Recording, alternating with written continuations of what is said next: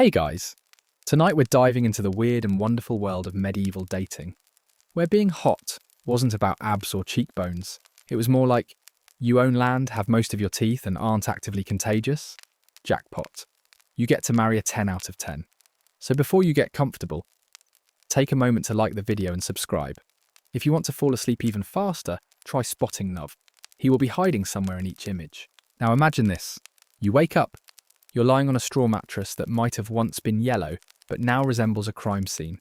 The scent in the air is a bold, earthy blend of hay, sweat, and whatever the pig did last night in the corner. Your wife snores like a dying bagpipe, her mouth hanging open to reveal teeth that you could fly a plane through. Her hair is a tangled mat of straw and secrets. And for reasons you can't explain, two suspiciously attractive farm girls are outside the hut, looking at you like you're the last roast chicken in Walmart. And you're just a peasant. You own a tunic, one sandal, and a borderline heroic case of trench foot. So why are they staring? Simple. Dating back then didn't care about your Instagram followers or your skincare routine. There were no gym selfies, no filtered thirst traps. You either had a decent roof and enough barley to not die, or you didn't. And if you did, congratulations. You were hot. Now let's pause here to appreciate how colossally different that is from today. In 2025, dating is an app-based gladiator pit. Swipe left, swipe right. Hope your eyebrows are symmetrical and your dog is cute enough to carry your personality. But in the 1300s, your dating profile was your livestock. Your bio was whether your cousin had leprosy. And your relationship status, whatever your dad negotiated while slightly drunk at the harvest festival.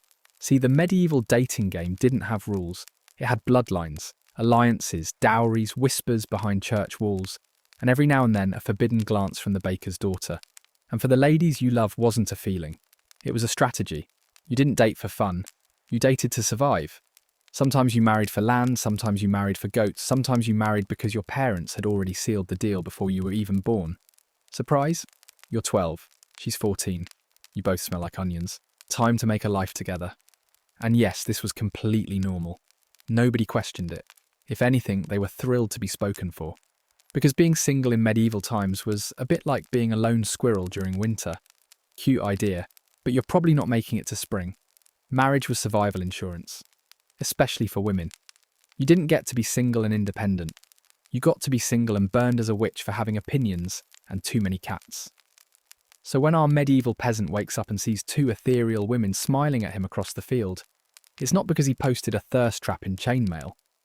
It's because word got around that he's got a dry roof, strong arms, and only mild scurvy. And that, my friend, was peak eligibility. Meanwhile, his current wife, bless her, is trying to get his attention by shaking a turnip in his direction and reminding him he promised to fetch water. Her voice cuts through the air like a raven in heat. But he doesn't hear her. He's mesmerised. Because for one fleeting moment, he's the medieval equivalent of a celebrity. And those two women? They're not gold diggers. There is no gold. They're barley diggers. And he's got barley. Let that sink in. There's no fame, no clout, no Instagram, no DMs, no flexing a Lambo you leased for 30 minutes. You get judged by how many cows you didn't accidentally kill during winter. Your sex appeal is directly tied to your oxen count. And your Tinder bio is literally carved into a wooden marriage contract by the local priest, who also may or may not be drunk. Now don't get too excited. Just because someone looked at you doesn't mean anything's going to happen. Affairs were punishable, sometimes by death, sometimes by public humiliation involving vegetables. And yet forbidden romance still bloomed, mostly in glances, vague poetry, and maybe brushing hands while harvesting wheat. If you wanted a real affair, you needed alibis, a tunnel system, or a castle. And odds are you had none of the above. But the fantasy? Oh, the fantasy kept you going. Especially when your wife has been farting in her sleep, and your only hobby is dying slightly slower than your friends. So next time you're frustrated because someone left you on red or sent a hey, and then vanished into the algorithmic abyss, just remember, you could have been born in a world where you never even got to choose, where dating was a business merger, where love was an afterthought, and where your crush could get married off to a guy named Ulrich the Flatulent because he owned a pig with working knees. So you've now been thoroughly introduced to the harsh, hay-scented reality of medieval dating. But let's dig deeper. Let's say you're not already married to the village's most unfortunate dental exhibit. Let's say you're still single, a word which, in medieval times, translated roughly to suspiciously unclaimed property. You're walking around, all unmarried and alive, and people are starting to whisper, "What's wrong with you? Were you cursed by a travelling bard? Are your turnips underperforming?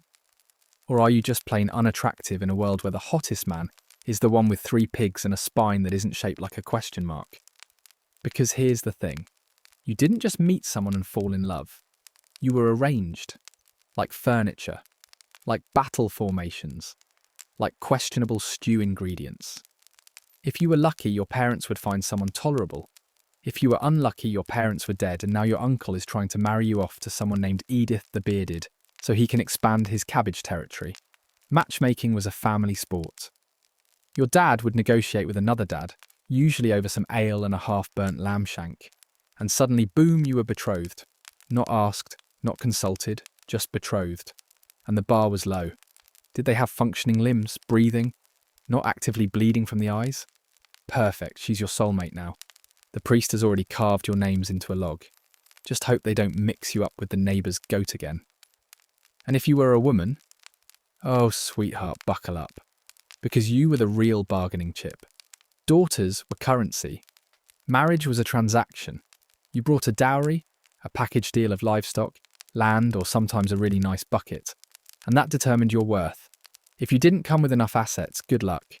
You were getting pawned off to someone 30 years older with a bad hip and mysterious oozing wounds. Romantic, right? Love had nothing to do with it. Nobody cared if he made your heart flutter. What mattered was whether he could provide, protect, and avoid dying from infection for at least 5 years. That was the medieval version of stability. Bonus points if he could read, which, in most cases, he absolutely could not. But who needs literacy when you can chop firewood and yell at sheep? Let's not forget the church. Oh yes, the ever-watchful, judgmental, slightly corrupt church. The church loved to involve itself in matters of love. It had rules, lots of them. Marry too close to your cousin. Sin, flirt with someone during Lent. Sin, think about a woman's ankles for too long. You guessed it, sin. Everything was sinful unless a priest said it wasn't, in which case it was holy matrimony, and also he got paid a fee. But the rules didn't apply to everyone. Nobles, for example, played a different game. If you were high-ranking, your love life was a political chessboard. Marry this duke's daughter, and suddenly your army gets twice the horses. Marry a foreign princess, and boom, you've got peace, trade, and awkward language barriers to navigate during dinner. Feelings? Pfft. Feelings were for the poor. And even then, only on Sundays. Now let's return to our peasant. He's still confused. He's got 2 beautiful girls looking at him, his wife growling in the background, and 0 idea how to proceed. Because remember, he never learned how to flirt. There were no dating coaches, no confidence boot camps, no YouTube tutorials on how to get her to like you using only your personality and one functioning eye. He's just there, sweaty, conflicted, slightly lice-ridden, and deeply, deeply flattered. Meanwhile, one of the girls is probably thinking, he looks like he owns at least 1 goat, that's enough for me. The other is assessing whether he's got decent teeth, or at least more than 6. Back then, teeth were status, hygiene was basically mythical. You didn't brush. You didn't floss. You rinsed your mouth with ale and hoped for the best. The smell of your breath could tell someone your entire diet, and whether you had scurvy. It was like medieval cologne, strong, confusing, and slightly offensive. So yes, dating was complicated, but it wasn't just the logistics. It was the fact that everyone was constantly trying not to die. Romance had to compete with plagues, famines, Viking raids, and that one guy in the village who swore he could do magic but mostly just shouted at rocks. Life expectancy was around 35, if you were lucky, and that's only if you didn't get stabbed in a bar brawl or eaten by a wolf on your way home from market. Relationships were built on survival, mutual usefulness, and whether your spouse could kill a rat with a shoe. And yet, against all odds, people still fell in love. Quietly, subtly, in glances across candlelit feasts, in shared chores, in whispered jokes while collecting firewood. Not everything was transactional. Some couples actually liked each other. A lot of them didn't, but some did. And that was rare. And rare things were precious, even in a time when soap was a luxury and marriage was a livestock auction. So when you imagine medieval dating, don't think of romantic ballads and knights sweeping ladies off their feet. Think of a nervous, mud-stained peasant trying to make eye contact without getting accused of witchcraft. Think of a woman trying to fall in love with a man she's legally required to marry and who smells like turnip stew and guilt. Think of love growing slowly, awkwardly, like mould on a damp stone wall. It wasn't glamorous. It wasn't easy. But sometimes, just sometimes, it was real. And in the end, that's more than a lot of dating apps can promise. So you've survived the arranged marriage negotiations, barely avoided being paired with your cousin, and maybe, just maybe, you've caught the eye of someone across the market square. Congratulations, Casanova. That's about as romantic as it gets. But don't get ahead of yourself, because this next phase of medieval love life, oh, it's a minefield. A smelly, disease-ridden, emotionally repressed minefield. Let's set the scene again. You're walking through a medieval village, the smell of manure and mystery meat heavy in the air. Your boots, or more likely your feet wrapped in cloth and hope, squish with something that might be mud, or might not. You pass the local bathhouse, which is basically a wooden shed filled with lukewarm water, strange noises, and at least 3 fungal infections. Someone winks at you from behind a sheep cart. It might be flirtation, it might be a nervous tick. Hard to tell, but your heart skips a beat anyway. Now in today's world, flirting might involve eye contact, a clever comment, maybe a suggestive emoji. In the 1300s, flirting was borderline illegal. A well-timed glance could get you accused of trying to seduce someone's wife, which could end in fines, public shame, or, casual stoning. This wasn't just cultural, this was survival. One wrong move and you weren't ghosted, you were just executed. And even if you did manage to flirt successfully, you then had to navigate the absolute horror show that was medieval hygiene. Imagine trying to feel romantic while your date has visibly moving lice, breath that smells like fermented despair, and hasn't bathed since the last solar eclipse. It wasn't about looking good, it was about not smelling worse than the livestock. A low bar, and yet still tragically out of reach for many. But let's say you've somehow made it past all of that. There's a spark, maybe even a shared moment of laughter over spilled cabbage. Now what? Do you take her hand? Whisper sweet nothings in her ear? Absolutely not. Because chances are she's already betrothed to someone who owns more sheep than you. And back then that was a serious flex. Sheep were like medieval Teslas, except fluffier and less prone to catching fire. If you dared pursue someone already promised to another, you were venturing into dangerous territory. This was the era of honour killings and trial by combat. People would literally fight to the death over a goat, let alone a woman. And if you got caught, best case scenario, public shame. Worst case, something called rough music, where the villagers would bang pots, wear masks and mock you loudly until you regretted every romantic thought you ever had. That's right, you got roasted in real life by the entire town. No comment section, just noise and judgment. But let's shift gears, because while most relationships were arranged and duty-bound, there was one magical loophole: courtly love. Think of it like medieval fan fiction, emotional, dramatic, completely impractical. Courtly love was this idealised version of romance, usually between a noble knight and a woman way out of his league, often married and often entirely uninterested. But that didn't stop him from writing weird poetry about her elbows and swearing oaths of loyalty while gazing longingly at her from behind a hedge. It was the medieval version of simping, basically. You weren't supposed to act on your feelings, heavens no. That would be adultery. You were supposed to suffer, nobly, handsomely, ideally while wearing armour and sighing dramatically under a tree. Some scholars called this refined passion. Others called it bored rich people being weird. But it was a thing, and people wrote entire books about it. Poems, songs, even instructional manuals on how to pine effectively. Meanwhile, peasants had no time for that nonsense. They were too busy not dying. But even among the lower classes, love still found a way. There were secret relationships, rendezvous in the forest, hurried kisses behind ale barrels. Sure, there was risk, enormous, humiliating, potentially fatal risk. But hey, what's love without a little mortal danger? And here's the real kicker: disease. Medieval Europe was basically a romantic comedy written by a virologist. You couldn't touch anyone without risking something horrible. Leprosy, the plague, something called the sweating sickness, which sounds like a bad CrossFit routine, but was actually just death in moist form. 1 minute you're kissing someone under the moonlight, the next minute you're coughing up your spleen. Even basic intimacy was dangerous. No antibiotics, no condoms, no knowledge of how any of this worked. Just a whole lot of hope and a little bit of herbal tea that your cousin swears cures groin rot. And yet, they still did it. People still risked it. Because even in a world full of mud, blood, and medieval dentists who thought drilling a hole in your skull would fix heartbreak, humans still wanted to love and be loved. It's almost poetic, until you remember the lice again. And if you think heartbreak today is bad, imagine it in a world without chocolate, support groups, or passive-aggressive Instagram stories. You just cried in your hut, alone, maybe composed a bad poem, maybe stabbed a tapestry. And if your ex walked by, you couldn't even block them. You'd just pretend to chop firewood while quietly sobbing into your tunic. So yes, dating was complicated. Not because there were too many choices, like today, but because there were almost no choices at all. Everything was stacked against you. Family, law, the church, your own immune system. But still, people found each other. In glances, in stolen moments, in whispered jokes. In the quiet places between survival and obligation. And that's why those two girls looking at our peasant matter. They're not just flirting.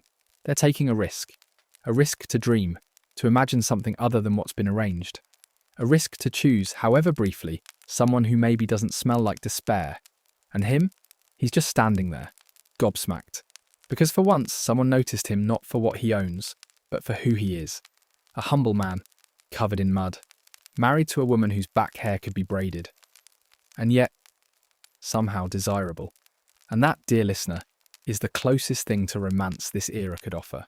So, you've navigated arranged marriage politics, church rules, questionable flirting, and the persistent threat of dying from a handshake. Surely now love can blossom, right? No, not unless someone pays for it. Welcome to the dowry system, a beautifully backward concept where romance and economics collided in a barn full of goats and disappointment. Now let's say you're a young medieval woman. You've grown up watching your parents negotiate pig trades and chase rats out of the stew pot. And now, surprise, you're marriageable age, which back then meant you were roughly the same age as a modern iPad. The time has come to determine your worth, not by your wit, your charm, or your ability to quote Chaucer, but by your dowry. How much wheat do you come with? Do you bring a cow, maybe a small plot of land? Bonus points if your father throws in a set of wooden spoons. Because in medieval times, a woman's dowry was her price tag. Her way of saying, hi, I'm pretty okay, and here's a sack of flour to prove it. And the bigger the dowry, the more attractive the woman became. Not personally, no one was swiping based on cheekbones, but economically. You were basically being drafted into someone's household budget like a tax-deductible appliance with opinions. And if you were poor, sorry, sweetheart, hope you enjoy convent life. Because unless your dad pulls off a miracle during the harvest season, you're about to marry someone whose idea of romantic affection is not throwing mud at your face in public. Now flip it. Imagine you're the groom. You don't get off easy either, because while the bride comes with her dowry, you come with a bride price, also known as the Guess I'm Poor Now fund. That means you pay her family, often with whatever meagre assets you've managed to avoid accidentally stepping on. Chickens, maybe a barrel of something fermented, and if you're feeling flashy, a knife that's only slightly rusted. Congratulations. You're broke and legally bound to someone who thinks bathing is a yearly suggestion. Of course, this whole process wasn't about love. It was about alliances, economics, survival. You married into status, not passion. Families used marriage to climb the feudal ladder, or at the very least stop tumbling further down it. If your dad wanted a better spot in the village food chain, you'd better believe he'd marry you off to someone with more goats and fewer visible boils. But it gets worse, because sometimes dowries backfired. Let's say a woman had a huge dowry, enough to make her husband rich. Great, right? Wrong, because now she's valuable. And if anything happens to her, guess who gets to keep that money? That's right, her husband. Which meant in some cases women mysteriously disappeared after marriage. Fallen ill, tripped down the well, eaten by wolves allegedly. A tragic loss, of course. But at least the money's still in circulation. And even in non-murdery situations, the pressure of dowries caused chaos. Families went into debt just to marry their daughters off. Some sold land. Some sold themselves into servitude. Some offered multiple daughters in a buy one, get one free deal, all to keep up appearances and avoid the shame of having an unmarried daughter who just sat around, unwed and breathing. Meanwhile, love still existed, quietly, in the background, hidden in places the dowry system couldn't reach. There were moments, rare ones, where people actually fell in love before marriage. But those were risky. If your love interest had no dowry, they were basically socially invisible. Marrying for love without a dowry was like trying to pay rent with compliments. Sweet, but ultimately useless. And if you did it anyway, you might be cut off, disowned, publicly ridiculed, or worse, forced to live in a smaller hut, one with a draft, and probably a haunting. But here's where things get truly strange. Because dowries weren't just financial exchanges, they came with strings. Let's say you and your wife split up, for whatever medieval reason. Maybe she caught you staring at the miller's daughter. Maybe you accused her of being a changeling during a fever dream. Either way, if the marriage ended, the dowry often had to be returned, but only if she survived. If not, you got to keep it. A lovely incentive structure, really. Just enough to keep things spicy and vaguely dangerous. Now let's check back in with our peasant. He's still standing in the field, two beautiful women looking at him like he's the main character, and his wife aggressively shaking a turnip at him from the doorway. But in the background, their fathers are already sizing each other up, mentally counting pigs, wondering who's bringing what to the negotiation table. One of the girls might be smiling, but her dad is calculating whether your peasant owns enough fencing to make this union worth the effort. The peasant doesn't realise it yet, but this entire scenario has nothing to do with his rugged peasant charm. It has everything to do with bartering potential. His hut might be crooked, but if the roof doesn't leak and the chickens haven't died this week, he's got bargaining power. The girls, they're currency, emotional livestock. Their feelings matter about as much as the family cows, which is to say, only if they stop producing. And the wife? Oh, she knows. She's seen this happen before. She was once the young girl with the good dowry and the wide eyes. Now she's got back pain, a failing broom, and a husband who smells like mildew and hope. But she's not giving up her position without a fight. That's her peasant. And she remembers the price her family paid for him, literally.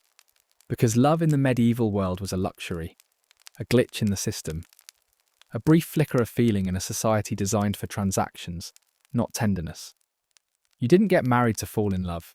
You got married so your bloodline could survive the next famine, with slightly better odds. And yet somehow people still hoped, still dreamed, still looked at someone across a muddy field and wondered for just a second, what if this one's different? So you've finally done it. The dowries have been exchanged, the livestock has mooed in approval, and the marriage contract has been signed, probably with something that used to be a feather. You're married now, joined in holy matrimony, blessed by the church, and possibly judged by half the village because your wedding tunic still had goat hair on it. Now what? Surely now begins the fairy tale. A life of wedded bliss, slow walks through the barley fields, romantic dinners by candlelight, and... Okay, let's stop there before we both choke on the fantasy.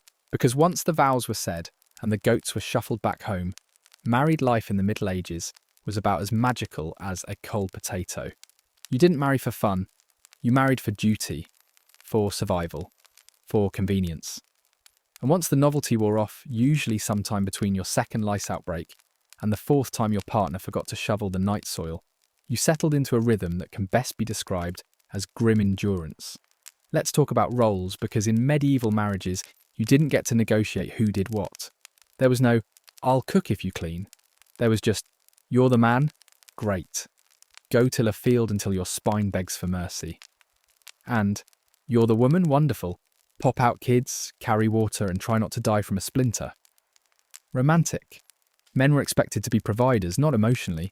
Of course, just in terms of food, protection, and not dying in a bar brawl.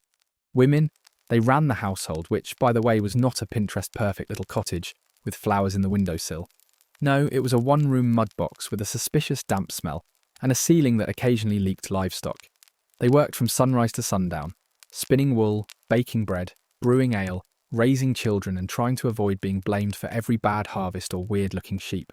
It was a full-time job with no holidays, no thank yous, and absolutely zero HR department. And speaking of children, oh yes, you were expected to have many. The moment you were married, the pressure was on to start breeding like you were the last two humans alive. This wasn't about wanting a big family for sentimental reasons. This was insurance. Most kids didn't survive past the age of 5, so you had 10 and hoped 2 made it. Romantic again. Now here's the real kicker. Privacy didn't exist. There were no bedrooms, no romantic getaways. You lived with your family, your spouse's family, the local gossip, the family goat, and possibly a travelling juggler who never left. You ate together, slept together, gave birth together in the same room. So that first night of passion you've been dreading or maybe oddly excited about. Yeah, good luck finding a moment where a cousin isn't loudly snoring 6 feet away. And if your spouse snored, chewed too loudly, developed boils that weeped in sync with the moon cycle, too bad. Divorce wasn't a thing. The church frowned upon it with the intensity of 1,000 disapproving monks. Once you were married, you were in it for life.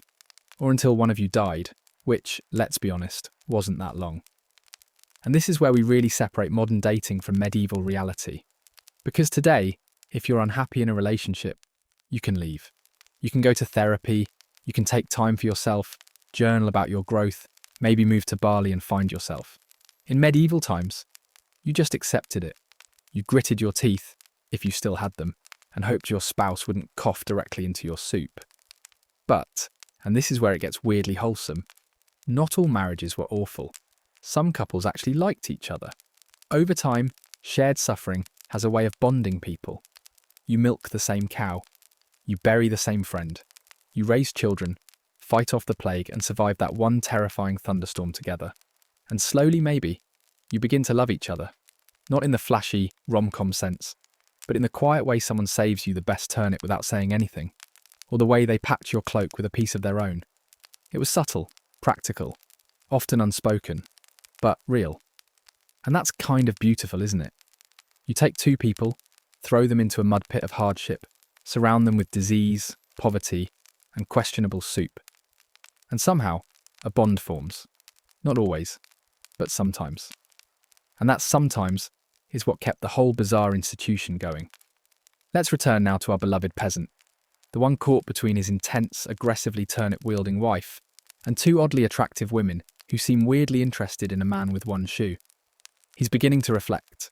The marriage isn't glamorous, no, but when he thinks about the winters survived, the shared ale, the quiet moments when she laughed at his jokes even though they weren't funny, he remembers why he stayed, and he also remembers that time she fought off a wolf with a ladle, which was kind of hot actually, because medieval love wasn't about fireworks, it was about fortitude.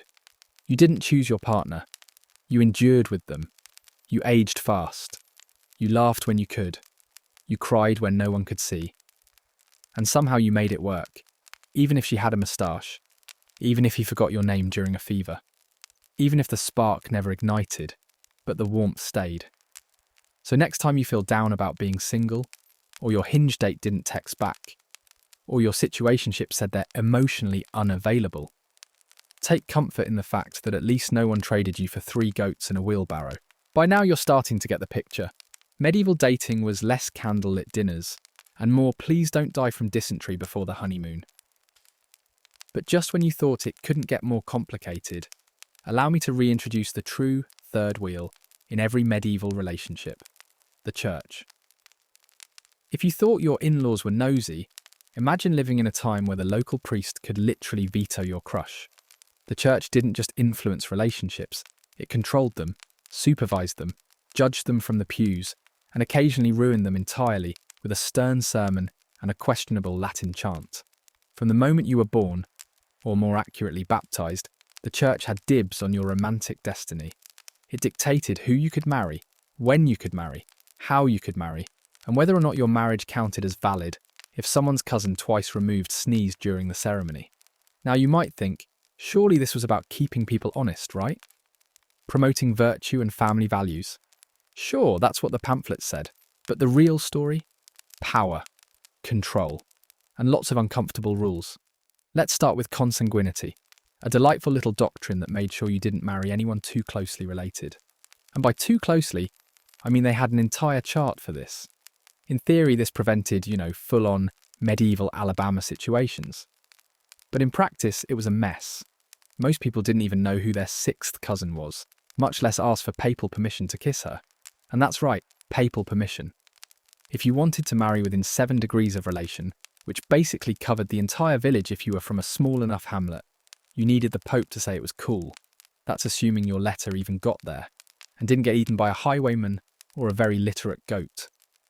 Then there were the marriage bans. You couldn't get married during Lent, or Advent, or any time the church felt people should be thinking about their souls instead of their genitals, which was basically half the calendar. So if your love life was heating up in March, tough luck. You better wait until the holy season of Not Now Heathen. And the ceremony itself? Oh, it was sacred. No more drunken unions under the moonlight. If it wasn't done in the church, with witnesses, and at the right time of day, yes, time of day, it didn't count. That fling you thought was sweet and rebellious. Null and void. Hope you enjoyed your sin. But wait, there's more. Let's talk about confession, the OG relationship therapist. Except instead of advice, you got guilt.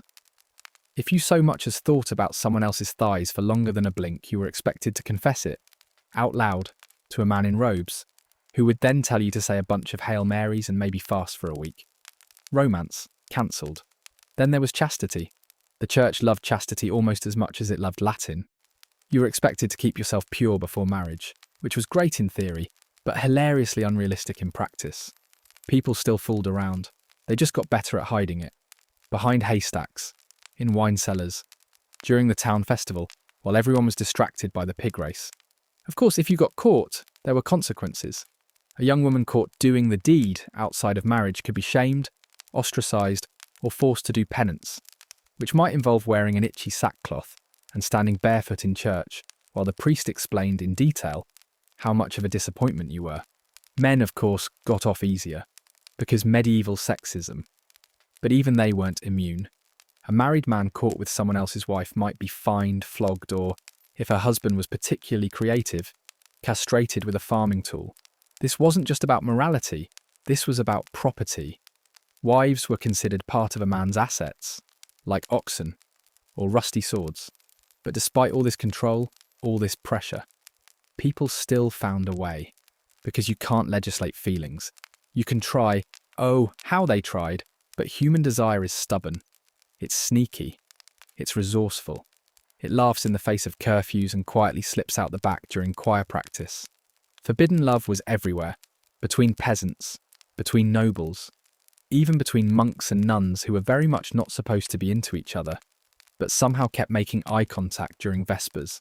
There are letters, poems, secret tokens exchanged under altar cloths, the stuff of scandalous, soap opera-level drama, all hidden under layers of wool and religious repression.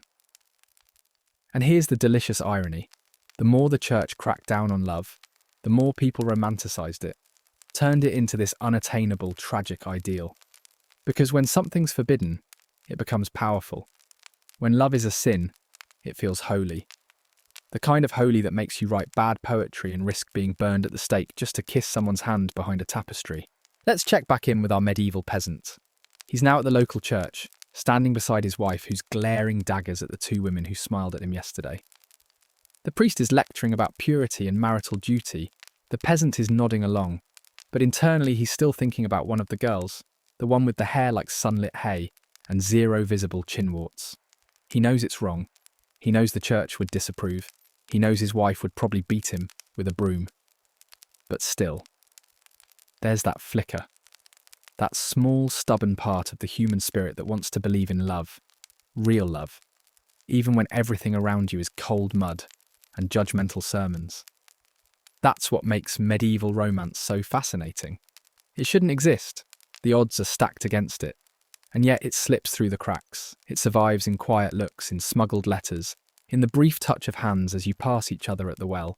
It's fragile, faint, often foolish. But it's there, and sometimes that's enough. So by now you're starting to realise that medieval romance wasn't just complicated, it was borderline illegal, emotionally taxing, and often downright dangerous.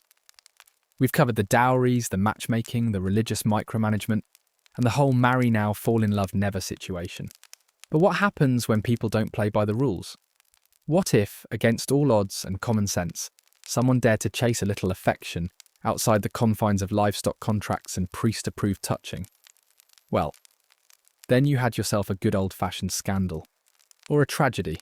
Sometimes both. Let's start with adultery. Today it might lead to an awkward breakup, maybe a lawyer or two, and a few vague subtweets. But in the Middle Ages, adultery could mean death, dismemberment, or, worst of all, being very publicly mocked. And let's be honest, that's probably worse than death if it's by the town jester. The law was a bit one-sided. A woman caught cheating. Oh, she was done, ruined, property gone, reputation destroyed, possibly whipped in public or forced to wear shame symbols like a donkey mask or a sign that said unfaithful wench. Not exactly a great look on your medieval Tinder profile. Now, a man caught cheating? It depended. If he was a noble, he could often just bribe his way out.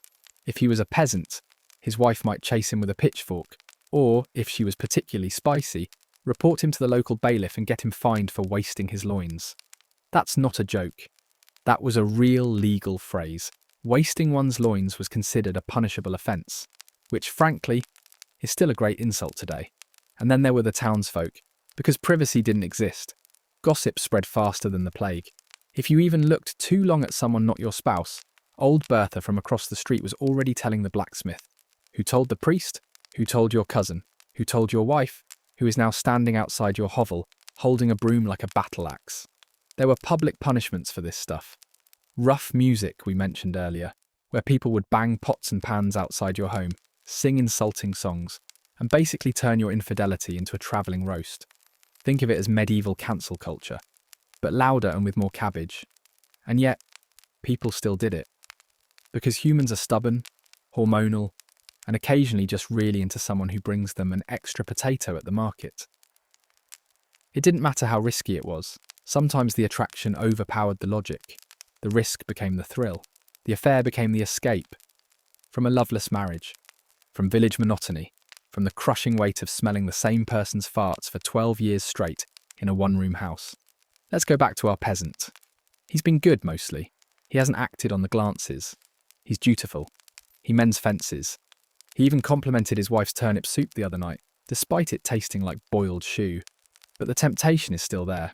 One of the beautiful women from the field walks past his hut every morning, carrying water. She smiles. Once she laughed at his joke about sheep. No one ever laughs at his sheep jokes. Not even the sheep. And now he's thinking about her when he shouldn't be. His wife notices. Of course she does. Her eyes are sharper than her bread knife. One day she catches him lingering at the well. The smile he gives that girl isn't just polite. It's warm. Too warm. And that's when things change. She doesn't scream. She doesn't confront him. Not yet. Instead, she starts whispering to the neighbours. To the baker's wife. To old Bertha. And suddenly people are watching him. Judging. Measuring his movements like he's already been convicted. And maybe he has, in the only court that mattered. The court of muddy, miserable public opinion. This is how quick it happened. You didn't need to be caught in the act, you just had to act weird. Be too happy, smile too much, smelling like something other than despair, suspicious, wearing your clean tunic on a weekday, clearly trying to impress someone, singing, absolutely guilty. Normal men didn't sing. They grunted, cried silently, and occasionally yelled at sheep. The punishments weren't just physical, they were social. You could lose your land, your status, your access to markets and feasts. People could refuse to trade with you. You might be kicked out of the church, which meant no heaven, no social events, and no more passive-aggressively judging your enemies from the pews. And yet, despite all that, love still happened. Forbidden. Risky. Raw. People still kissed behind barns, passed notes folded into pieces of wool, and snuck out after dark to meet someone who made them forget, even for one night, how hard and bitter life could be. It's tragically poetic. You live in a world where every institution, family, religion, the law, tells you that love should be functional, emotionless, productive. But somewhere in that, you find a person who makes your heart do something stupid, and you chase it, knowing full well it could ruin everything. And maybe that's why we love medieval romances so much, because they weren't easy. They shouldn't have worked. They were messy, foolish, dramatic. But that's what made them real. That's what made them worth telling, even if they ended with someone getting banished or dunked in a river. So the next time you're tempted to text your ex at 2 a.m, just remember, at least you don't live in a village where one misstep gets you tied to a shame pole with vegetables thrown at your head. You've got it easy, really. All right, let's take a step back from the broom-wielding wives and forbidden glances and ask one of the most human questions of all. What even made someone attractive in medieval times? Because here's the thing, the modern beauty industry has trained us to obsess over clear skin, symmetry, gym gains, and whether our jawline could slice a mango. But in the Middle Ages, attraction worked a little differently, like radically differently. Strap in, because you're about to discover that everything you thought was hot would have just made people in the 1300s confused or scared. Let's begin with teeth, since that they've already made multiple guest appearances in our story so far. Today we want white, straight, glowing in the dark influence to teeth. Back then, teeth were just there, holding on for dear life. If someone had more than 10 of them by adulthood, and none of them were green, that was practically erotic. Bonus points if they didn't whistle when they spoke. Our peasant from earlier? He has 8 teeth. 4 are loose, 2 are black. 1 may not be his. Still, he's considered decently handsome for the region. Women giggle when he lifts a barrel. No one mentions the halitosis, because they all have it. Breath fresheners weren't a thing. Brushing was done with twigs or linen cloth. Sometimes salt, sometimes ashes. Nothing says romance like scraping your molars with yesterday's firewood. Next up, hair. Today it's all about beachy waves, fades, and perfectly lined beards. Medieval times, hair was mostly functional. Women often kept theirs long, braided, or wrapped up like they were always about to be knighted. Men kept it practical, shortish if they were peasants, long and vaguely windswept if they were nobles pretending to be poets. Beard? Sure, but not the modern sculpted lumberjack look. More like, I've been stuck in a cellar for 2 months chic. And body hair? Never shaved. Ever. Why would they? Razors were rare. Mirrors were worse than useless, and personal grooming was mostly reserved for the dead. Now let's talk skin. Smooth, glowing skin today is a status symbol. In medieval times, pale skin was the ultimate flex. Not because it looked elegant, but because it meant you weren't outside digging holes for potatoes all day. Tan? That meant labour. That meant peasantry. Pale skin? That meant nobility, wealth, and a high likelihood of dying from boredom instead of work. But that pale skin also came with a bonus pack.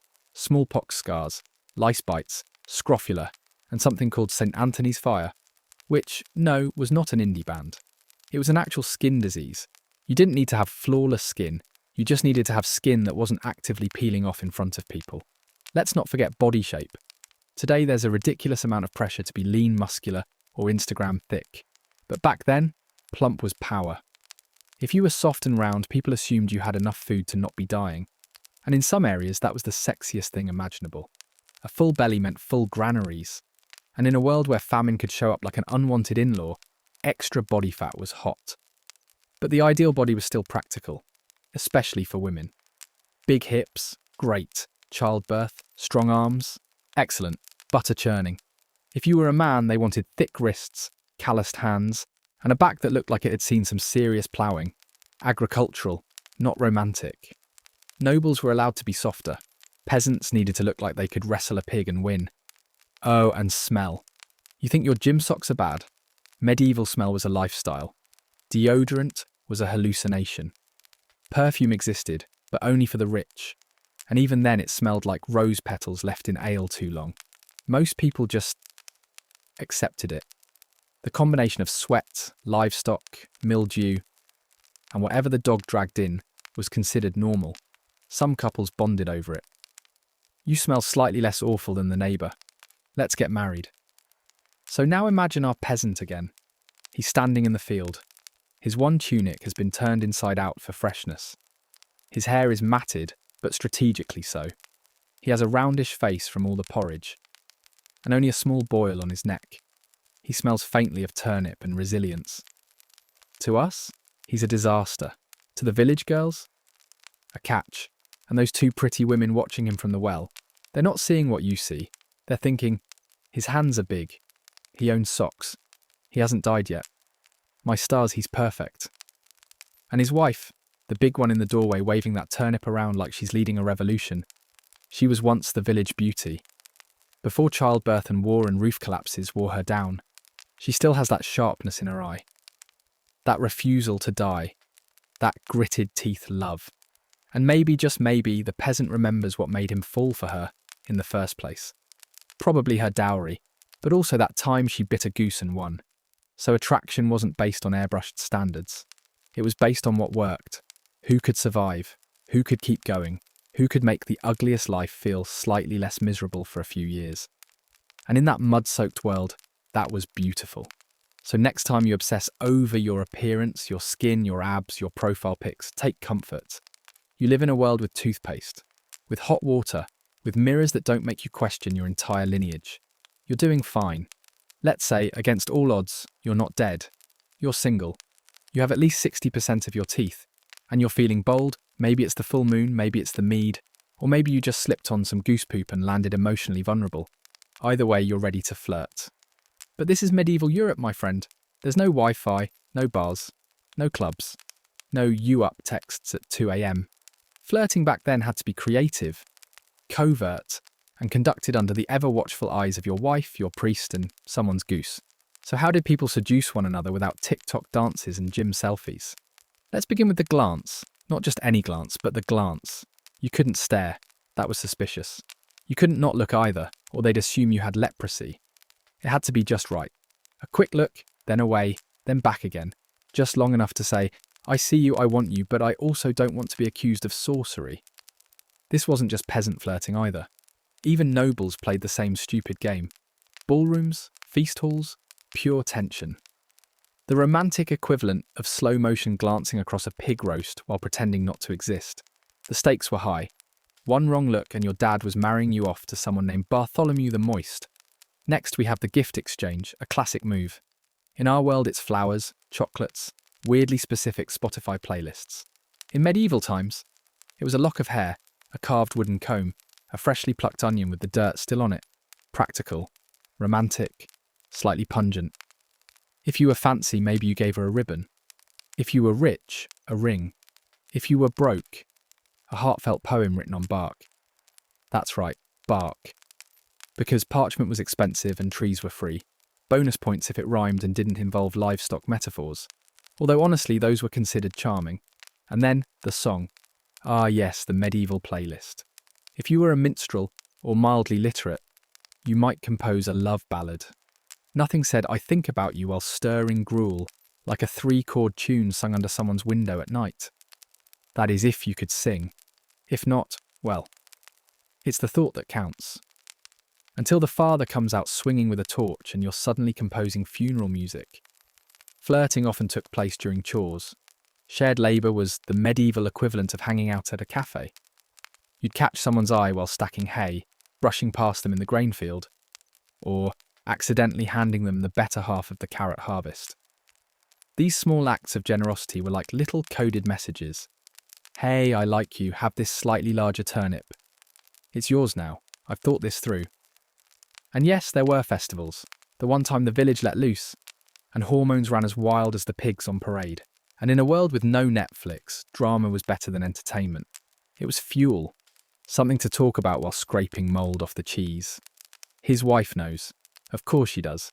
Her stare could peel bark off a tree. She doesn't yell. She doesn't cry. She does something worse, she goes quiet. The kind of quiet that makes even the dog sleep outside. And then, the second girl, the one who hadn't dropped the handkerchief, decides she wants in too. Maybe she always liked him. Maybe she just hates the first girl. Maybe she's bored. But now our humble, confused, mostly unwashed peasant is suddenly a prize. Not because of looks or charm or charisma, but because he owns a hut, doesn't cough blood, and once helped move a barrel with only mild back pain. The girls begin to compete, subtly, passive-aggressively.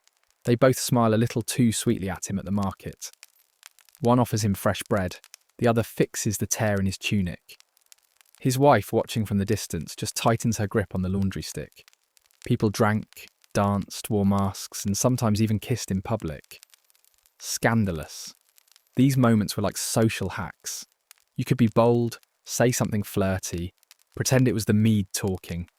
And if it didn't land, blame the goblin mask you were wearing. One of the more underrated flirting methods was church proximity. If you liked someone, you sat near them during Mass. Not too close, lest you spark rumours, but close enough to pass the hymn book. Maybe bump elbows. Maybe whisper something about original sin with a little smirk. It wasn't exactly sexting, but in a room full of incense and judgment, that whisper meant everything. Let's peek in on our favourite peasant. He's standing outside the village chapel, brushing bits of hay off his tunic. One of the two women, you remember, the ones from the well, is approaching.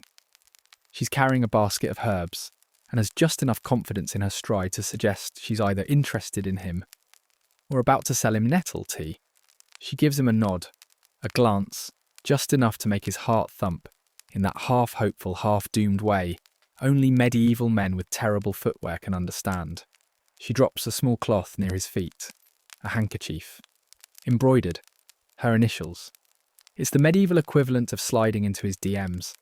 He picks it up. Their fingers touch, briefly, dangerously. His wife is still inside the chapel, probably praying for patience or maybe sharpening a ladle. Either way, this is a moment. A real one.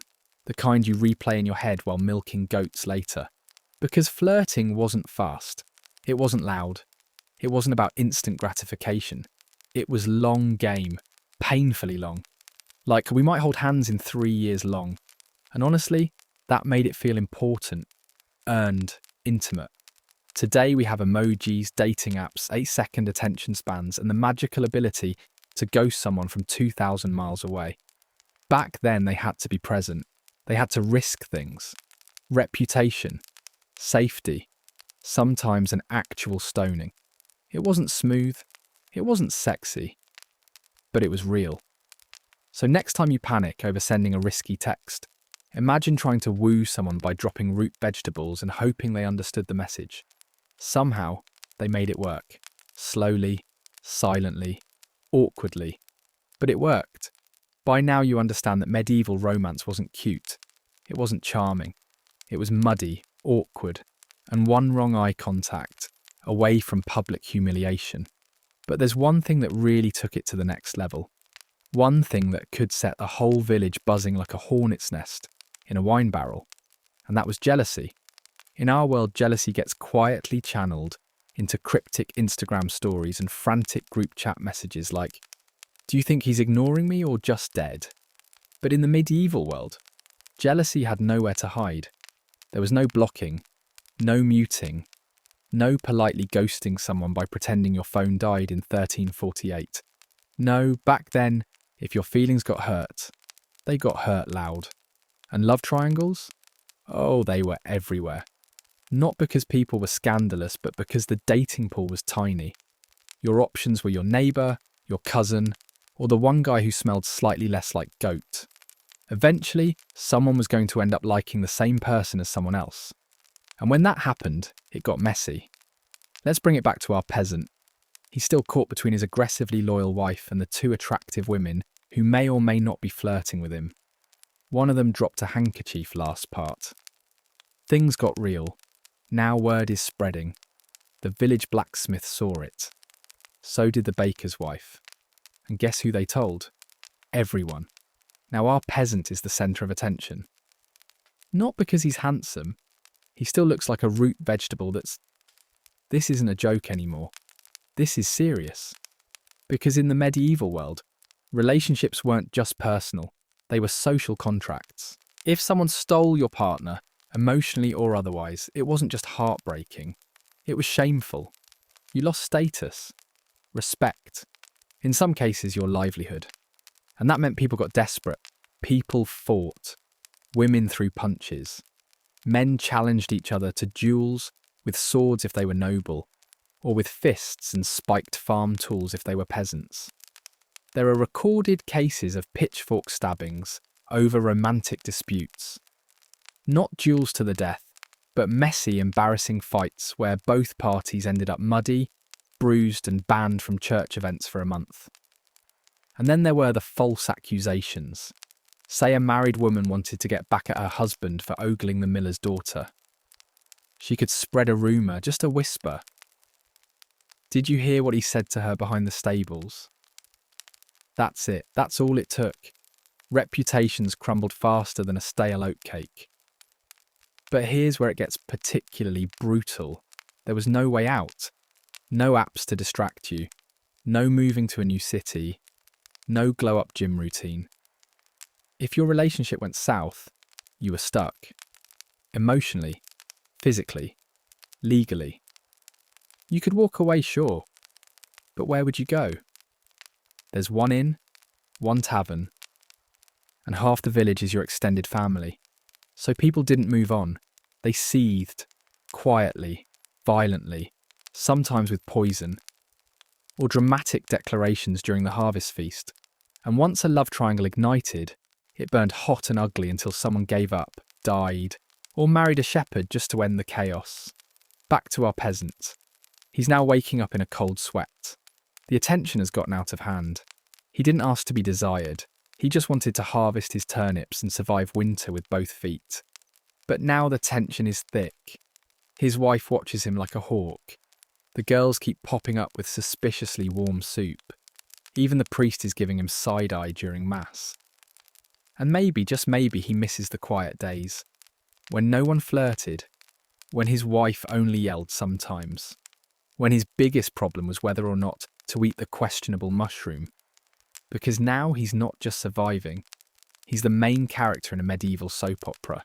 And the ending rarely includes a happily ever after. Usually it ends with shingles. Jealousy, unlike love, was universal.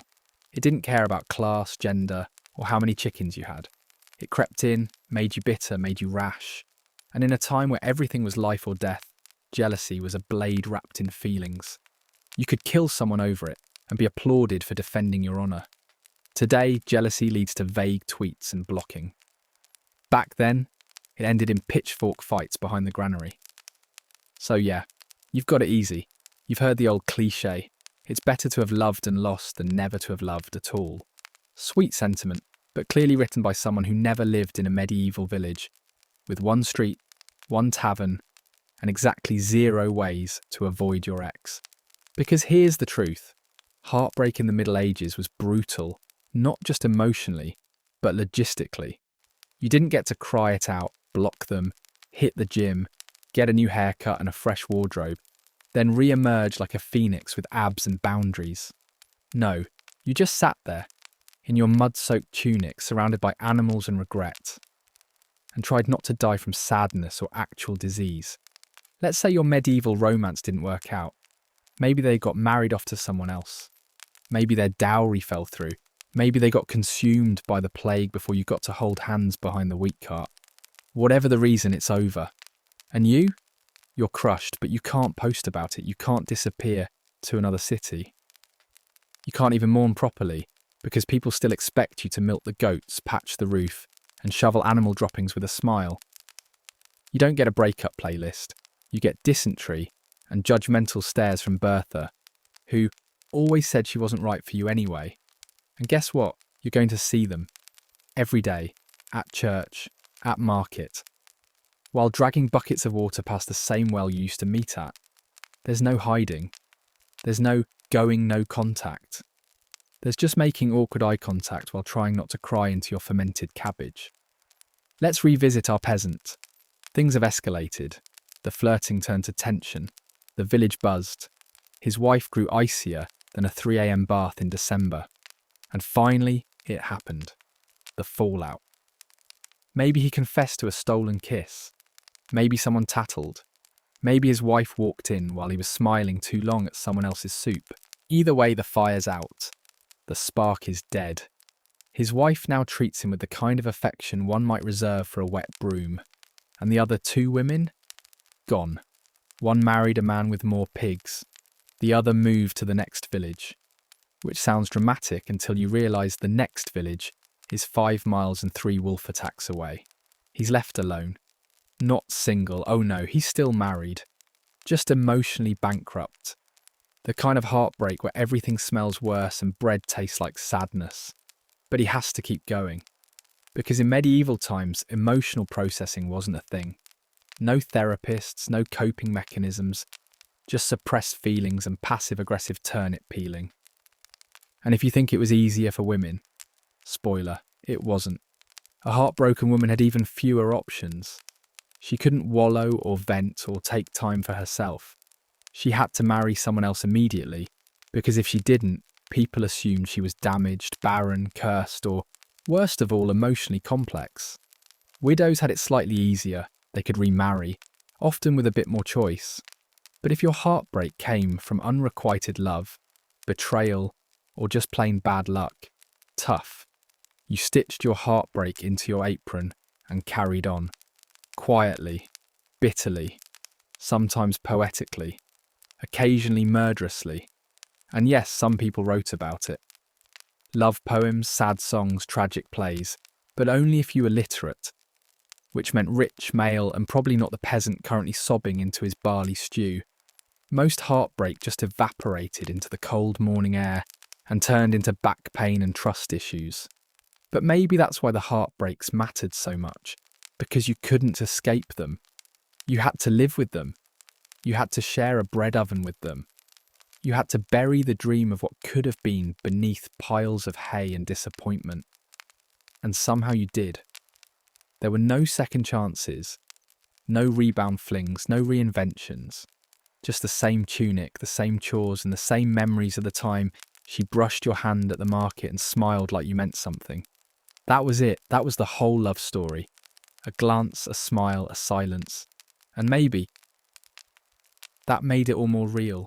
Because even if it never worked out, it meant something.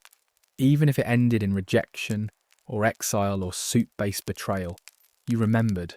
For years, decades, until your teeth fell out and your kids rolled their eyes at your once back when I was young story. Our peasant? He'll never forget her. He'll age, he'll ache, he'll grow a truly awful beard. But in the back of his mind, as he watches the smoke curl up from the fire, or hears a certain laugh echo down the lane, he'll still wonder what if, and that wondering, that's the most human thing of all. So you've been rejected, heartbroken, ghosted before ghosting was even a concept, back when it was just actual ghosts. You've tried the glances, the turnip gifts, the awkward hymn book sharing. Nothing worked. What do?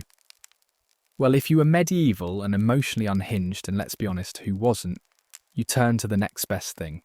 Magic. That's right, love potions, charms, spells, sometimes involving herbs, sometimes involving animal organs, and occasionally just straight up weird behaviour that should have landed you in therapy, if therapy had existed.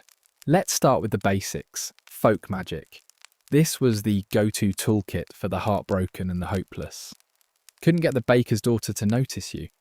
Didn't own enough sheep to attract the miller's niece. No problem.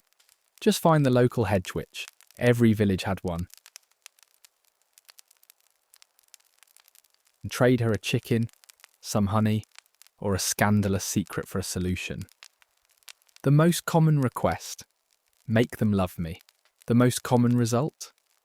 A weird tasting soup and probably diarrhea. But hey, desperate times. One famous medieval love spell involved baking bread with your sweat and secretly giving it to the object of your affection. Romantic, right? Nothing says eternal love, like unknowing consumption of another person's bodily fluids. And if they didn't fall in love with you after that, well, at least you knew it wasn't destiny. Or maybe they just hated salty bread. Another technique was the love charm, often worn as an amulet. It could be made from herbs like vervain or rosemary, or weirder things like a dried frog sewn into cloth. Yes, a frog. Imagine walking around with an amphibian corpse in your pocket, hoping Sarah from goat milking duty will finally give you a second glance. That was dating in medieval Europe. Some people swore by astrology. They'd go to an astrologer who'd study the stars and say something dramatic like, Venus is in Leo, so you must find someone with strong hands and a mysterious limp. Suddenly, you're pursuing Walter the club-footed blacksmith like he's the chosen one. And then there were aphrodisiacs, allegedly. These were foods, drinks, or concoctions believed to make someone more open to persuasion. Common ingredients included onions, mustard seeds, honey, wine, and occasionally powdered deer genitals. We don't know if they worked. We're hoping they didn't. But the weirdest of all, the binding rituals. These were full-on magical contracts where you tried to spiritually tether someone's soul to yours. The instructions were specific. Write their name on parchment. Bury it under a certain kind of tree. Recite a prayer backward. Spin around 3 times. Rub goose fat on your forehead. It's like a demonic cooking show with fewer snacks. Now the church hated all of this. They declared love magic heresy. If you were caught trying to brew a potion or enchant your crush, you could be fined, imprisoned, or burned at the stake. You think getting blocked on social media is bad? Try being publicly roasted for trying to make someone drink potions spiked ale. But here's the kicker. Everyone did it anyway. Why? Because in a world where love was controlled by family, money, religion, and plague, magic felt like the only thing you had left. It was a way to take back a little power. To believe that maybe, just maybe, you could control your fate. Or at least make your crush look at you with something other than allergy-induced suspicion. Let's return to our peasant. He's desperate now. His wife won't speak to him. The village girls are gone. His heart feels like it's been trampled by oxen, and not even his prized turnips are cheering him up. So he goes to old Maud, the local herbalist with one eye, 3 cats, and a reputation for helping people fall in love, or get violently ill trying. He offers her a jar of honey and his last pair of dry socks. She grins or bares teeth. It's unclear, and hands him a pouch of something that smells like sweaty moss. Boil this with wine, she says. Drink it together. She'll love you by sundown. He takes it home, prepares the wine, offers it to his wife. She looks at him, looks at the cup, says nothing, drinks. The next morning she still hates him, but now she also has a rash. Because that's the reality of love magic. It almost never worked. Not really, not reliably. But the belief in it, that was the real power. Just like today, people needed something to believe in. A way to explain the madness of falling in love. A reason why she smiled at him once but never again. A hope. And in the absence of dating apps, love languages, or communication skills, magic filled the gap. It was messy. It was weird. It was deeply unsanitary. But it was human. Because love, even in the darkest, dirtiest corners of medieval life, was still mysterious, still magical, still capable of making people do things like drink goat sweat, or recite Latin while standing in a swamp under a new moon. And honestly, that's kind of beautiful. In a horrifying do not try this at home way, weddings. Today they're massive, glittering showcases of love, money and passive-aggressive family tension. A 4-tier cake, $10,000 floral arrangements, a cousin who drinks too much and cries during the speeches, all the usual. But in the Middle Ages, a wedding was less of a special day and more of a transaction with snacks and livestock. If you were lucky, it came with bread. If you were really lucky, it came with a goat roast. But most of all, it came with permanent consequences, questionable rituals, and a shocking number of people watching you eat soup for the first time as a married couple. Let's dive in. So you've secured your spouse. Maybe it was arranged. Maybe it was a forbidden love. Maybe it was a deal between 2 families who desperately wanted to stop feuding over whose cow ate whose cabbage. Regardless, the day has come.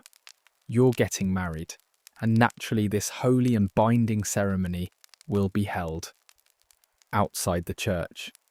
Yes, outside. Contrary to the Hollywood fantasy of grand cathedral weddings, most marriages in the Middle Ages were performed right at the church door. Symbolic? Sort of. Budget-friendly? Absolutely.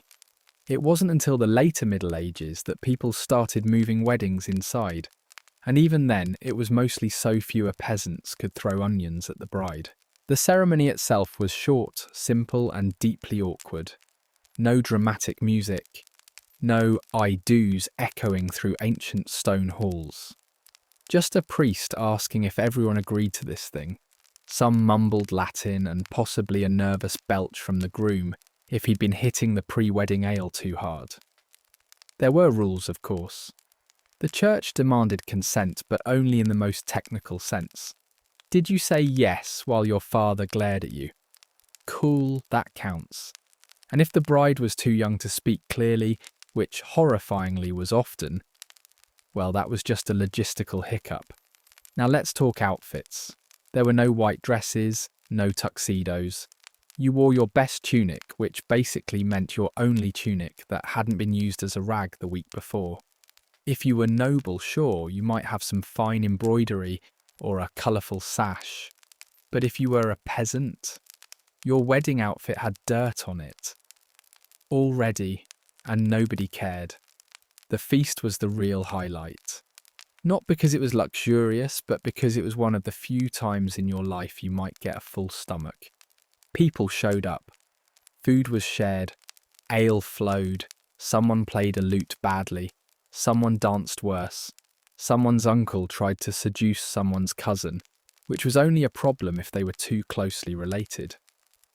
And then came the most horrifying part. The bedding ceremony. Yes, this was real. In many places it was customary, even expected, for the couple to be escorted to the bedroom by family and friends. They would be laid in the marital bed like two awkward slabs of meat. And then left there, sometimes. Other times people stayed in the room, cheering and singing until the deed was done. In some horrifying cases, they even helped remove clothing. Romantic, right? And why? Well, this was a world obsessed with legitimacy.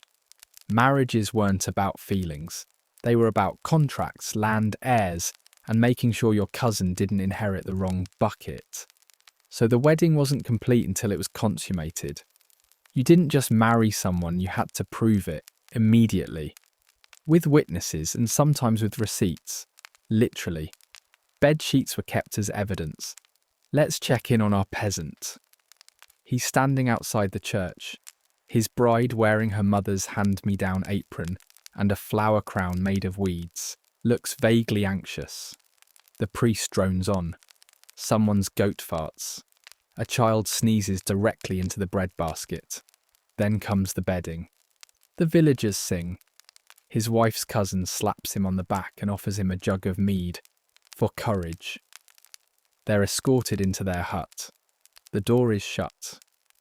And now, it's time. Except they're both exhausted, and nervous, and cold. And he has a splinter. And she's still mad about the thing with the girl at the well. But they lie there, side by side, married now, in it together. Till death or dysentery do they part.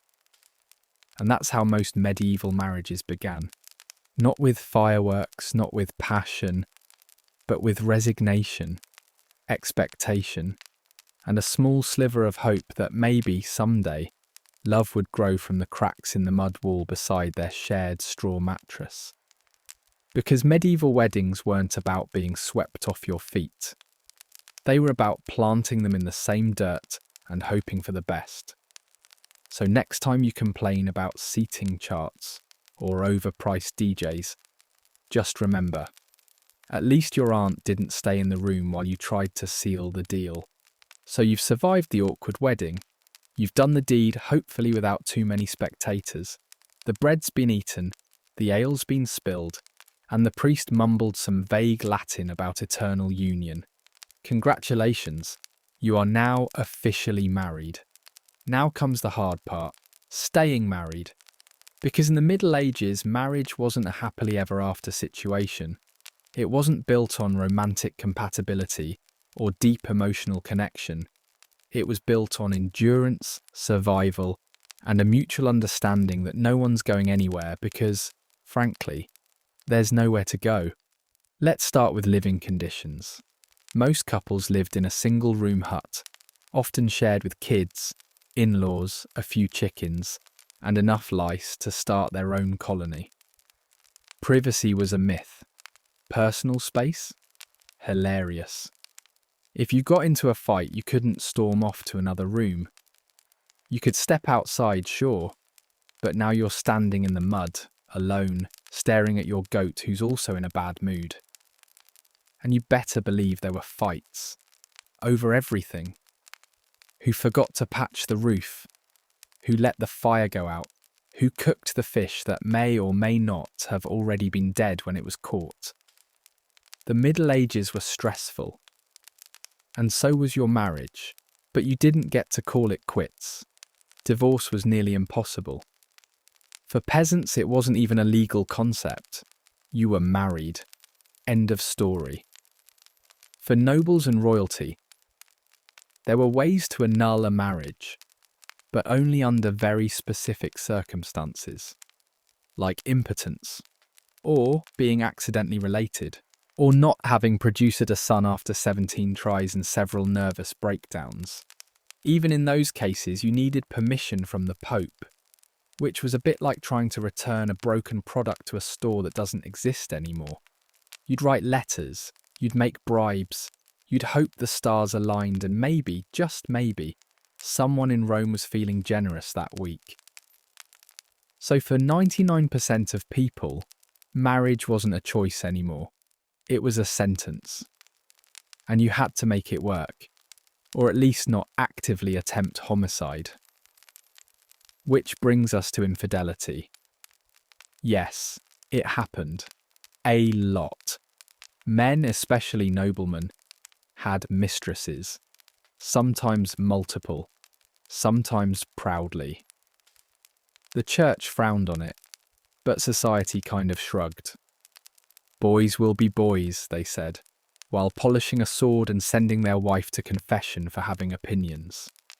Women, not so easy. A woman caught cheating could be exiled, punished, or worse.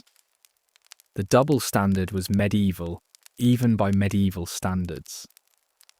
But still, affairs happened. Secret meetings in the woods, flirtations at the well, rendezvous behind the ale barrels.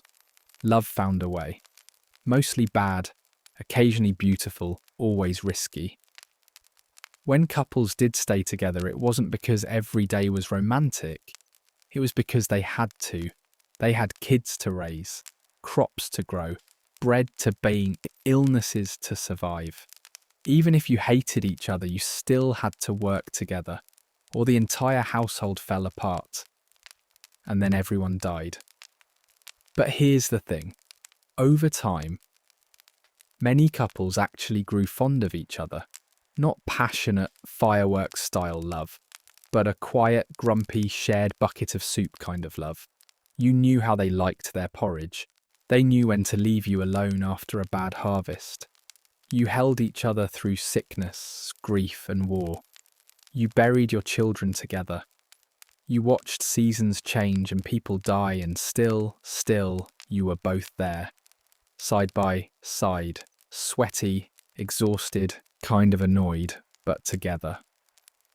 Our peasant, he's feeling it now. His wife hasn't spoken much since the handkerchief incident, but she patched his socks last week. She saved him the better half of the turnip. She didn't hit him with the broom when he snored, just nudged him hard enough to suggest future consequences. And one day while he's fixing the roof and she's scrubbing laundry in a freezing stream, they exchange a look. Not passion, not lust, but something warmer, familiar. A silent acknowledgement that neither of them is perfect. But somehow, they've made it this far. Together. There were no anniversaries, no romantic getaways, no couples therapy, just shared suffering, shared survival, and sometimes, if they were lucky, a shared laugh. So how did medieval couples stay married? They just did, because they had to, because there was no plan B. Because sometimes love wasn't fireworks, it was just the comfort of someone handing you a warm bowl of gruel after a hard day of existing. And in a world full of mud, war, and endless mortality, that was enough. So you've made it through the awkward flirting, the dowry negotiations, the goat-flavoured wedding, and the decades of emotional trench warfare known as medieval marriage. Bravo. But what happens when it all goes wrong? Not just wrong like we had a disagreement about who forgot to feed the pig, but catastrophically wrong. Love in the Middle Ages could begin with a glance, sure, but it could end with a flogging, a fine, or a public shaming in front of the same neighbours who once clapped at your wedding. Let's start with the medieval concept of punishment by embarrassment. The moment love soured, or one partner did something inappropriate, and by inappropriate we mean anything from mild flirting to stepping out of line at church, you didn't get therapy. You got paraded. Take the scold's bridle, for example. This charming metal contraption, basically a torture muzzle, was used almost exclusively on women accused of nagging, gossiping, or daring to have a voice. It included a spike that jabbed into the tongue to keep the wearer silent. Romance. Or how about the cucking stool? It's not a medieval kink. It was an actual wooden chair that problematic wives, often suspected of cheating, arguing, or breathing incorrectly, would be strapped to and dunked repeatedly into cold rivers, publicly, for entertainment. This was therapy, but with more hypothermia and much less personal growth. And yes, men got punished too, especially if they were caught being abusive, drunk, or just particularly awful at marriage. A man might be marched through town wearing antlers to signal that he'd been cuckolded. That's right, they literally put horns on his head and clapped while he walked past the bakery in shame. Medieval roast culture was savage. And if there was violence, real violence, the punishments became, well, medieval. One spouse killing another, trial, torture, possibly execution. But often the most common punishment wasn't legal, it was social exile. Imagine living in a village where everyone knows you cheated, or couldn't satisfy your spouse, or ran off with a lute player and came crawling back after he gave you fleas. You'd be shunned, silently, completely. But let's say you just wanted revenge, subtle, strategic, emotionally devastating revenge. People got creative. There were reports of women secretly poisoning their husband's beer with wild herbs that caused vomiting. Men would sabotage their wives' bread or accidentally release their prized chickens into the woods. You couldn't file for divorce, but you could ruin someone's day. Sometimes the church got involved. You'd be dragged before a local priest or bishop and forced to confess your sins. But again, this wasn't just spiritual, it was public theatre. People watched, judged, took notes. And if you showed insufficient remorse, you might be banned from communion, aka medieval social death. No weddings, no festivals, no bread and wine. You were the equivalent of an untagged person in a group photo. No one wanted to claim you. And that brings us to our poor, sweet, emotionally battered peasant. His marriage has deteriorated. His wife speaks to him only in threats. The girls from the well are long gone. One married a man with a house made entirely of cheese. The other joined a convent after declaring all men emotionally bankrupt. The village doesn't laugh at his jokes anymore. The priest won't make eye contact. One day he wakes up to find his underwear nailed to the door. His wife says nothing, but the meaning is clear. She's done. Not leaving, just done. Emotionally, spiritually, agriculturally. She's sleeping with her feet facing the other direction now.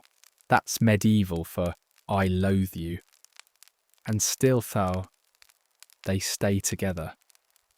Because what else can they do? The system's rigged, the options are non-existent. And so, like countless couples before and after them, they simply carry on, grumbling, snapping, occasionally smirking at each other when the neighbour falls in the pig trough. A strange form of resentful love. Familiar, functional, almost sweet. And if you're wondering, why didn't people just stop getting married altogether? The answer is simple.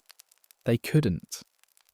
Marriage was how land was passed down, how families stayed afloat, how you avoided being accused of witchcraft just because you were single at 35 and owned a cat. It was about survival, not happiness. But don't despair completely. Some love stories ended well. Couples grew fond of each other over time. They laughed. They danced once a year. They shared stories by the fire and held hands during storms. And sometimes, just sometimes, that was enough.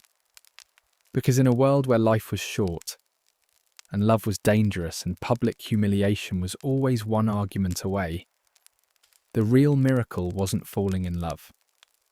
It was staying. Okay, let's step away from the turnip-scented huts, goat-infested bedrooms and passive-aggressive laundry fights of the peasantry. We're entering the realm of nobility now. Lords, ladies, knights, princesses, kings and queens. You know, the people with clothes that didn't smell like wet hay and the power to legally execute their in-laws. Surely you're thinking, these upper-class folks had it easier. More freedom, more romance, more privacy. Wrong. They had way more rules, way more pressure, and somehow managed to make love even messier than the mud-covered peasants they looked down on, while wearing shoes made of Italian leather and crushed dreams. Let's talk courtship, because this wasn't flirting. It wasn't, hey, I like your sheep, wanna go get married? It was a full-blown performance, a multi-layered chess match, wrapped in velvet cloaks and Latin poetry. If you were a noble and wanted to pursue someone romantically, you didn't just walk up and say hi. You sent a message, usually through a servant. That servant delivered a letter.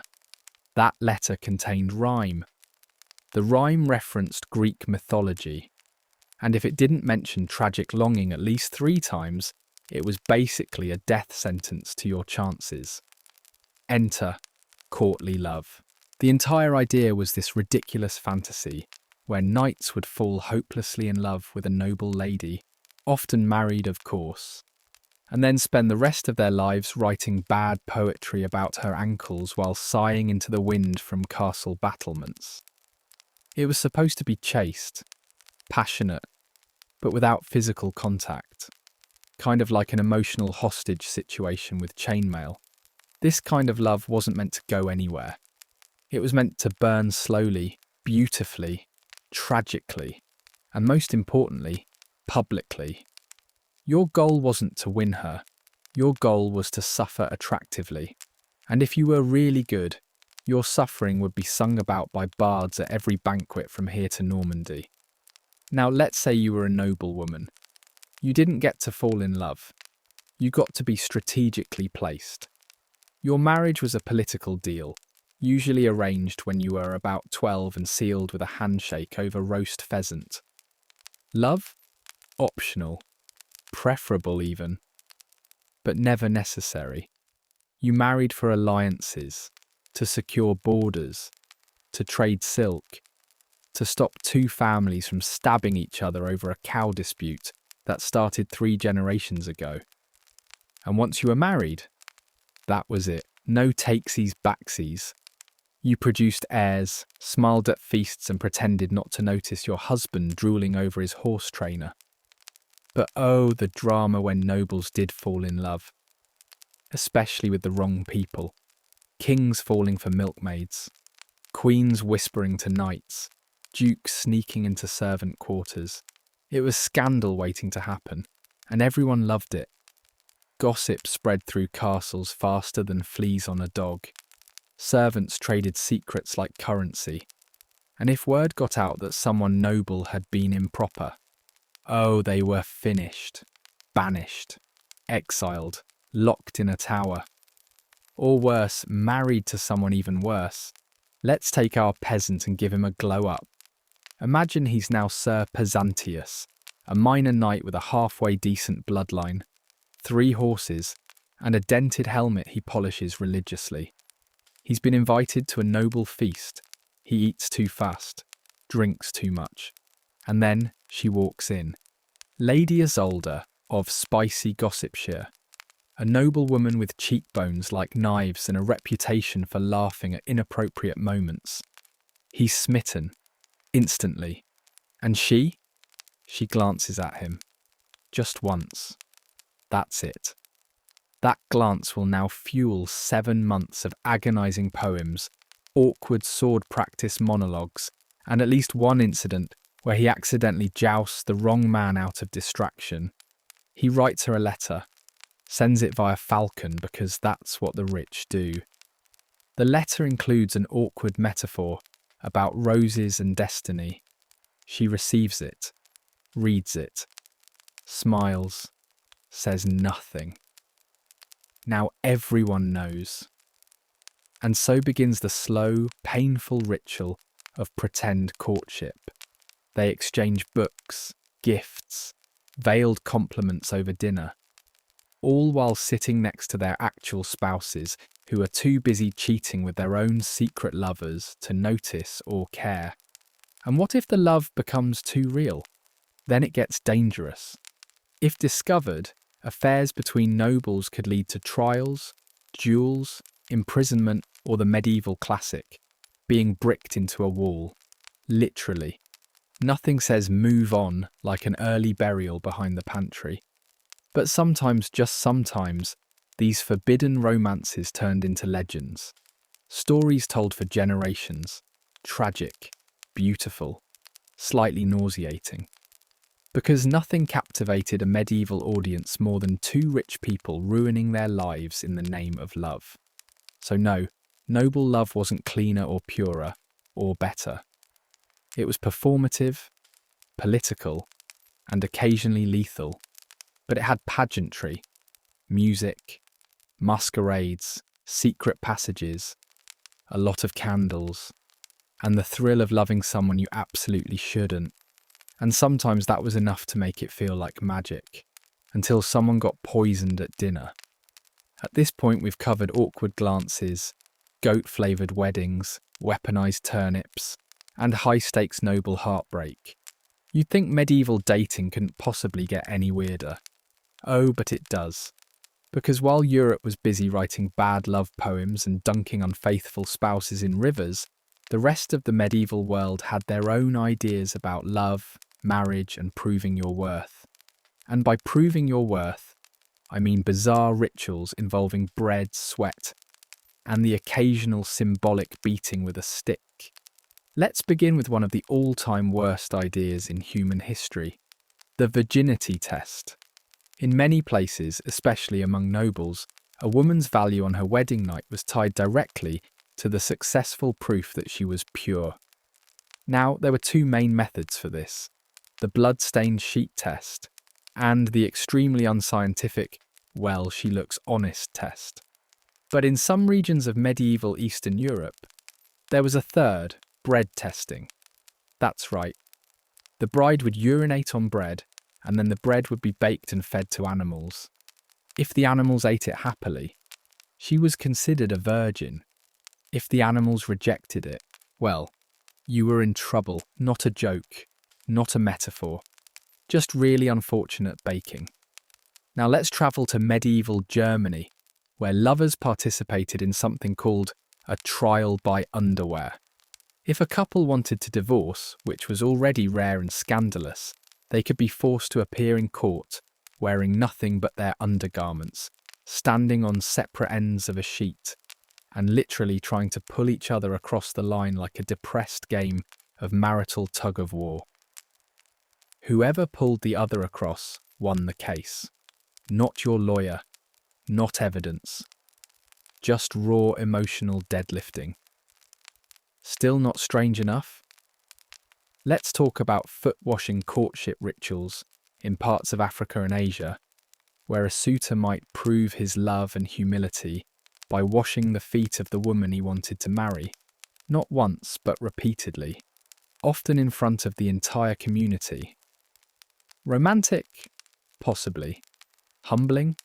Absolutely. And if her feet were particularly gross, true love. In parts of Scandinavia, they had a wonderfully unhinged custom called door bedding, where after a marriage was announced, the groom would stand at the bride's door for days, enduring verbal abuse from her family, friends, neighbours, and any passing goats. If he didn't run away, cry, or start a brawl, he was deemed worthy. This is what we'd now call a character-building exercise, or possibly just public hazing. Let's bring it back to our peasant who, to no one's surprise, is now fully traumatised. He's heard rumours that if he ever wanted to remarry, he'd have to catch a chicken with his eyes closed while being yelled at by his prospective bride's grandmother. Meanwhile, his wife has told him that her great-grandmother once made her husband eat a pie made from herbs, dirt and secrets, just to prove he could handle commitment. He doesn't know whether to laugh, cry, or just walk into the forest and let fate decide. And don't even get us started on trial marriages, which actually existed in some parts of medieval Iceland. Couples could agree to try each other out for a set period of time, usually 1 year, and if it didn't work out, they could part ways. Civilized, right? Too bad it was also completely unofficial, frowned upon by the church, and only really used when the alternative was dying alone in the snow with nothing but your sadness and your soup spoon. Meanwhile, dowry insurance was a thing. In some places, the bride's family would write up legally binding contracts that said, if you cheat on her or die under suspicious circumstances, we get the cows back. Honestly, still more efficient than most modern prenups. And in parts of the Middle East, there were love poetry duels, where rival suitors would literally have a battle of romantic rhymes in front of the woman they both wanted. She would choose based on whose lines slapped harder. Imagine losing the love of your life because you couldn't come up with a solid metaphor for her elbows. Brutal. So yes, dating customs around the medieval world were diverse, creative, and almost aggressively chaotic. Love wasn't just a feeling. It was a public test, a legal battle, a livestock negotiation, and sometimes a competition involving chickens, bread, and a lute.